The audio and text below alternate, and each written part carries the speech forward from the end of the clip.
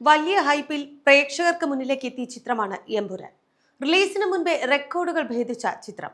എന്നാൽ ചിത്രം തിയേറ്ററുകളിലെത്തി മണിക്കൂറുകൾക്കുള്ളിൽ ഒരു വിഭാഗം സിനിമയ്ക്കെതിരെ രംഗത്തുമെത്തി.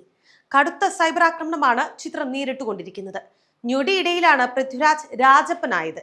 സോഷ്യൽ മീഡിയയിൽ ഇത് സംബന്ധിച്ച് നിരവധി കമന്റുകളാണ് നിറയുന്നത്. അതിലൊരു കമന്റ് ഇങ്ങനെയാണ്: എട രാജു മോനെ, ഗോദ്രയിൽ ഓടിക്കൊണ്ടിരുന്ന ട്രെയിനിന് തന്നെ തീപിടിച്ചതല്ല, തീയിട്ടതാണ്. കത്തിച്ചവർ ഇപ്പോൾ കോടതി ശിക്ഷിച്ച് ജയിലിലുമുണ്ട്. ഒരു രാജപ്പൻ വിചാരിച്ചാൽ അവരെ വെളുപ്പിക്കാൻ പറ്റുമോ എന്ന ചോദ്യമാണ് ഈ കമന്റിൽ നിറയുന്നത്. അതേസമയം സംഘപരിവാറിന്റെ വിദ്വേഷത്തിന്റെ ഫാക്ടറിയിലെ വെറുപ്പ് മലയാളത്തിന്റെ മഹാനടൻ മോഹൻലാലിന് നേർക്ക് തുപ്പേണ്ട എന്നാണ് രാഹുൽ മാങ്കുട്ടത്തലിനെ പോലുള്ളവർ പറയുന്നത്. സിനിമയ്ക്കെതിരെ വിദ്വേഷ പ്രചാരണങ്ങൾ നടക്കുന്നതിനിടെയാണ് എമ്പുരാന് പിന്തുണയുമായി രാഹുൽ എത്തിയത്. മോഹൻലാൽ എന്ന ബ്രാൻഡിന് കോട്ടം വരുത്താനുള്ള കെൽപ്പൊന്നും ബജ്രംഗികൾക്ക് വാളയാർ അതിർത്തിക്ക് ഇപ്പുറം ഈ നാട് തന്നിട്ടില്ല.